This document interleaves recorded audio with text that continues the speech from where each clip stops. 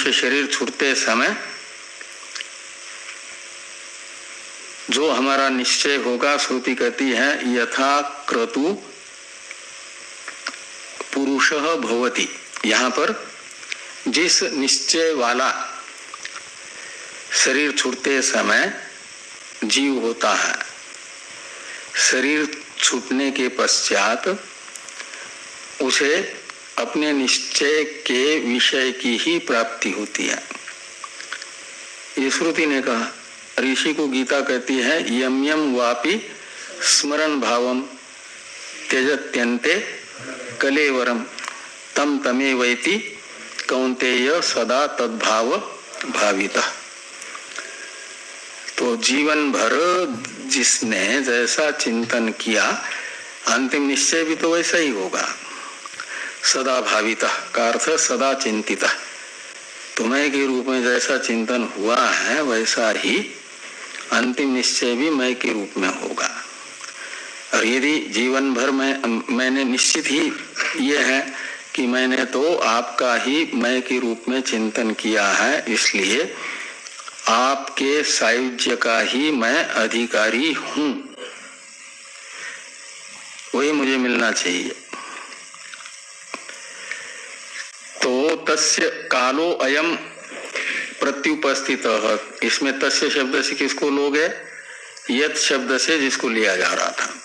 और यत शब्द से किसको लिया गया? वो कृतम शब्द के अर्थ को। और कृतम शब्द का अर्थ क्या है? समुच्चय अनुष्ठाय के द्वारा अनुष्ठित कर्म उपासना,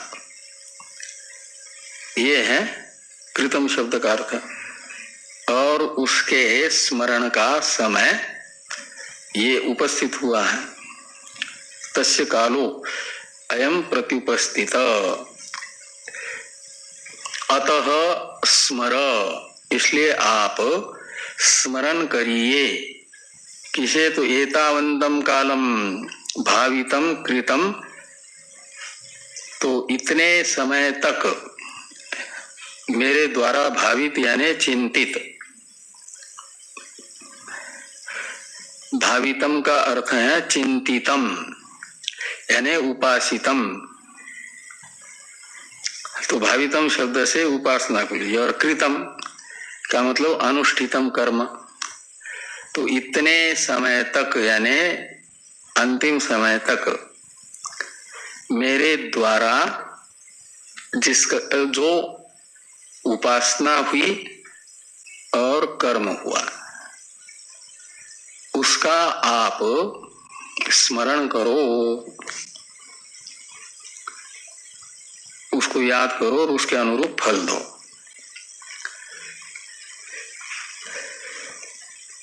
अब ये जो चतुर्थ पाद में भी क्रतो स्मर कृतम स्मर आया है ना, तो चतुर्थ पाद में जो क्रतो शब्द है संबोधन है, उसका अर्थ कर दिया अग्ने।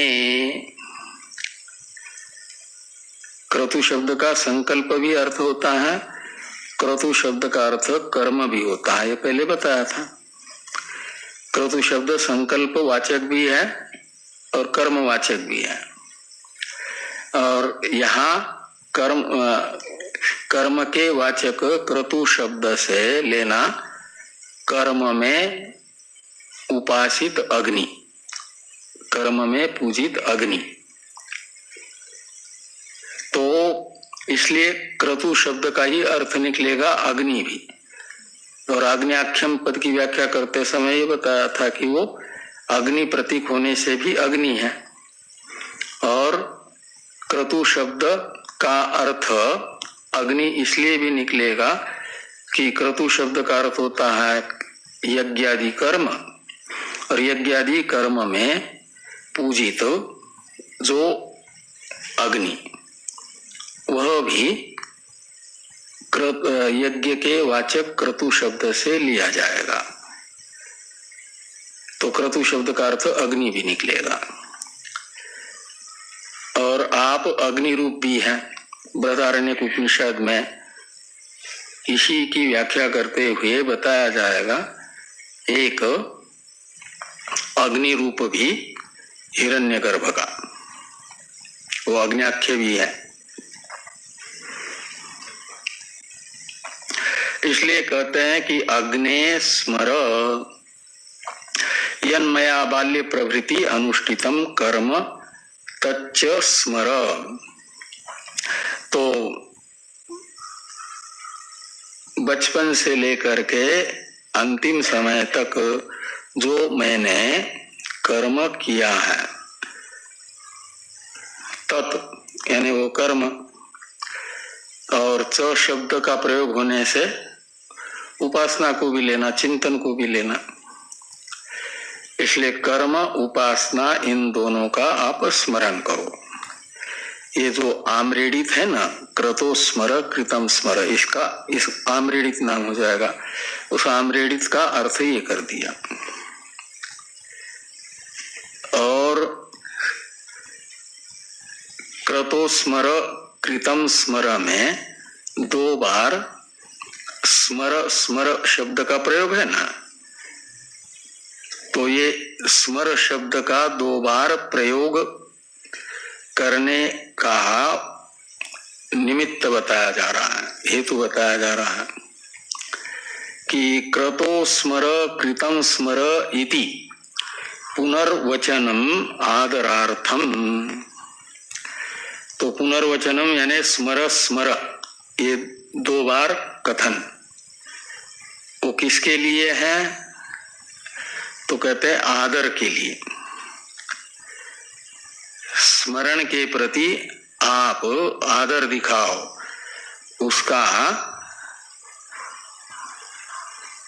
ये कोई बात नहीं, अभी दूसरे कार्य में व्यस्त है, ये कार्य संपन्न करने के बाद 1 आध वर्ष बाद तुम्हारी प्रार्थना पर विचार करेंगे। ऐसा इसे आप ठंडे बस्ते में नहीं डाल सकते। इसी समय इस पर आपको विचार करना है। ये दिखाने के लिए ये स्मर स्मर, ये 2 बार उच्चारण है, पुनर्वचन है।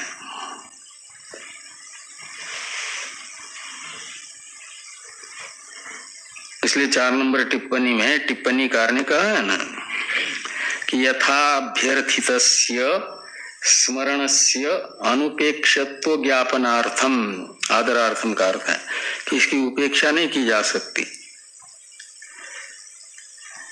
ये उपेक्षणीय नहीं है। अनुपेक्षणीय है का अर्थ है उपेक्षा योग्य नहीं है। इस पर अवश्य विचार करना है, ये आदर देने का अर्थ है। तो इस प्रकार ये 17वें मंत्र का व्याख्यान संपन्न होता है। 18वें मंत्र का अवतरण भाष्य है, उसे देखिए। पुनरन्येन मंत्रेण मार्गम याचते। तो पुनः अन्य मंत्र से यानी 18वें मंत्र से मार्ग की याचना की जा रही है। तो पुनः शब्द का प्रयोग करके एक प्रकार से ये बताया जा रहा है। पुनः का अर्थ होता है फिर से, फिर से का अर्थ है जो अभी किया जा रहा है, याचना की जा रही है, वो पहले भी हुई है, पहले भी की गई है। हिरण्मयेन पात्रेण सत्यस्या पीहितम मुखम से अवरोध हटाने के लिए कहा है ना। मुखम का अर्थ कर दिया था द्वारम, द्वारम का अर्थ कर दिया था मार्ग। मार्ग कौन सा है फिर? हिरण्यगर्भ का सायुज्य प्राप्त करने के लिए तो द्वार यानी मार्ग एक ही है, वो है उत्तरायण मार्ग। तो हिरण्मयेन पात्रेण सत्यस्या पीहितम मुखम, इसमें मुखम शब्द का अर्थ यही मार्ग है और उसको खोलने के लिए कहा गया है। वो बंद है, उसे खोलो।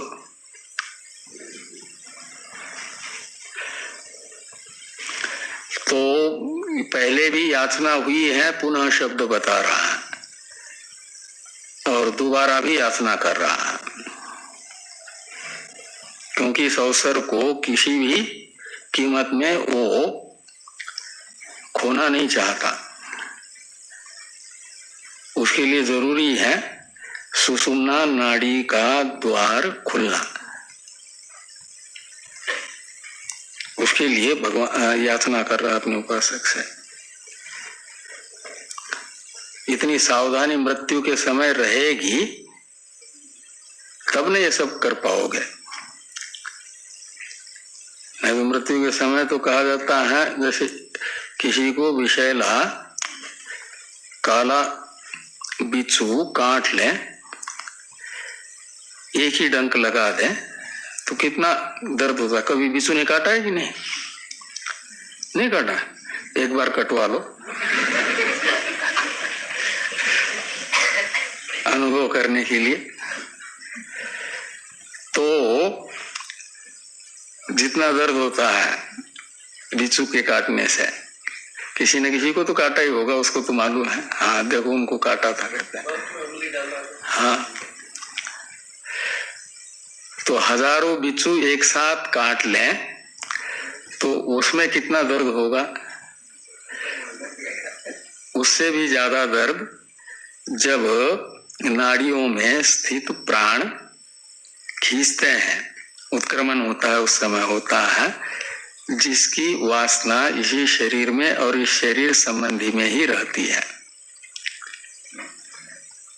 विवेक नहीं है, साधक नहीं है, तो उसे तो इतना दर्द होता है। तो वो तो ऐसी अवस्था में तो बेहोशी पड़े हो जाएगा, इतना दर्द होगा। तो बेहोश होगा तो कैसी प्रार्थना कर पाएगा कि मेरे किए हुए का स्मरण करो। उसको तो फिर भगवान ही देखेंगे कि क्या इसने बेहोश अवस्था में याद किया है। भगवान को ज्यादा ऐसे लोगों से को भावी जन्म दिलाने के लिए परिश्रम करना पड़ता है, बुद्धि लगानी पड़ती है। जो ऐसे उच्च कोटि के साधक होते हैं उनका तो अपना सुस्पष्ट निर्धारण होता है, इसलिए भगवान को ज्यादा ये नहीं करना पड़ता उनके लिए। तो वो तो भगवान को कहते बस ऐसा ऐसा, वो अपना संकल्प मात्र करते हैं कि इसके इस भूत सूक्ष्म को भावी शरीर के रूप में परिणत होने की शक्ति अपने संकल्प से प्रदान करते हैं, उसमें संचरित करते हैं। फिर उसको भावी जन्म पूरा का पूरा दिख जाता है। भगवान को केवल संकल्प मात्र करना पड़ता है। वो कोमा में चले जाते हैं। हाँ, और लंबे समय सालों तक पड़े रहते हैं कई लोग। उत्तरायण मार्ग क्या होगा? उत्तरायण मार्ग यानी देवताएं, देवदूत उनको लेने के लिए आते हैं। देवदूत दो प्रकार के हैं, एक ब्रह्मलोक ले जाने वाले और एक स्वर्गलोक ले जाने वाले। वो दक्षिणायन मार्ग से जिनको जाया जाता है उनको लेने के लिए आते हैं।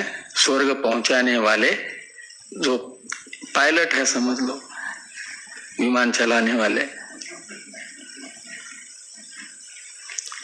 वो उनका स्थान भी निश्चित है। यहाँ से यहाँ तक वो कहीं एक है, फिर आगे वाले के सुपुर्द किया जाएगा, फिर उससे आगे वाले को वो सुपुर्द करता है, फिर अंतिम में गंतव्य स्थान पर पहुंचते हैं।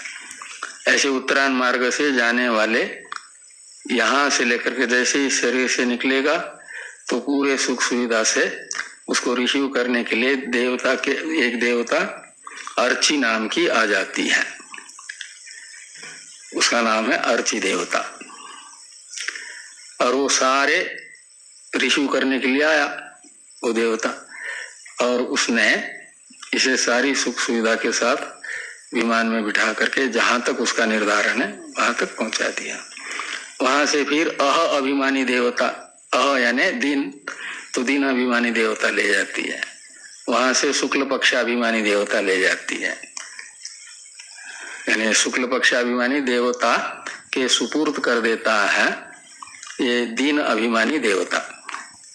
वहां तक जिम्मेदारी पूरी की पूरी सुख सुविधा की जाने वाले जीवात्मा की उपासक की दीन अभिमानी देवता की रहेगी। ऐसे करते करते विद्युत लोक तक कहीं एक बदल जाते, पायलट लंबा है ना ये सब जो है और विद्युत लोक में सारी व्यवस्थाएं हैं, 7 स्टार से भी ऊपर के सुविधा संपन्न जो है वहां बने हुए हैं होटल, और उसमें रखा जाता है। और वहां से फिर मानव सृष्टि के देवता नहीं होते, ये वहां तक विद्युत लोक तक पहुंचाने वाले तो मानव सृष्टि के देवता माने जाते हैं। और विद्युत लोक में एक अमानव पुरुष आता है। मानव और अमानव में क्या अंतर है? मानव कहा जाता है मनु की संतान को, और मनु की संतान का अर्थ है योनिज। जितने योनिज प्राणी है ना उन्हें कहा जाता है मानव की संतान, मानव पुरुष, जीवात्मा पुरुष, चाहे वो मनुष्य हो या देवता हो या पशु पक्षी हो, जितने भी योनिज हैं उनको मानव कहा जाता है। मानव मनु की सृष्टि के प्राणी। और अमानव कहा जाएगा मानस यानी संकल्प मात्र से जिनका निर्माण हुआ है। नारद जी हैं, सनकादि ऋषि हैं, इनको संकल्प मात्र से भगवान ने प्रकट किया। ऐसे हिरण्यगर्भ, वहां की जो सृष्टि है ना हिरण्यगर्भ लोक की, वो सब सांकल्पिकी है। तो उसमें वो संकल्प से हिरण्यगर्भ के एक पुरुष निर्माण होता है, और वो आकर के विद्युत लोक में पहुंचे हुए इन उपासकों को या समुच्चय अनुष्ठाइयों को ले जाता है। फिर उनकी योग्यता के अनुसार उनके लिए वहां बने हुए 1 बेडरूम किचन वाले छोटे छोटे फ्लैट नहीं है, वहां तो कहीं कहीं एकड़ में बने हुए महल है बड़े बड़े, एक एक के लिए रहने के लिए। और उसमें वो रखा जाता है सालों के, जिनको प्राप्त हुआ, जिनको सामी पे प्राप्त हुआ, जिनको सारूप्य प्राप्त हुआ उनको, और जिनको साहित्य प्राप्त होना है उनको सीधे, जैसे एक राष्ट्राध्यक्ष दूसरे राष्ट्र में जाता है तो राष्ट्राध्यक्ष एक उत्कृष्ट व्यवस्था करता है ना अपने, और बहुत ही निकटता दिखाने के लिए अपने भवन में ही रुकवाता है। ऐसे ही उसे हिरण्यगर्भ के कार्यक्रम संघात में ही ले जाकर के स्थापित किया जाता है और ले जाते हैं।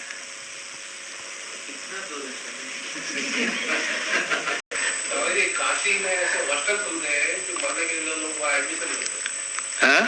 काशी में ऐसे हॉस्टल खुल गए हैं कि मरने के लिए एडमिशन दिया जाता है, आपकी तबीयत सही हो जाए तो खाली करवा देते हैं। हाँ अच्छा, कहते हैं काशी में मरेंगे तो वहाँ जाएंगे, उसके लिए हॉस्टल सुविधा उपलब्ध होगी। अच्छा हाँ, काशी मरणान मुक्ति कहा जाता है ना। तो पहले भी जो संपन्न लोग होते रहे उन्होंने मुक्ति धाम खोले रखे हुए हैं, धर्मशालाएं बनाई रखी है। जो काशी में शरीर छोड़ना चाहते हैं उनके लिए वहां जा करके, जो समर्थ नहीं है लेकिन श्रद्धालु है तो उन धर्मशालाओं में मिल जाती है जगह, वहां रहते हैं।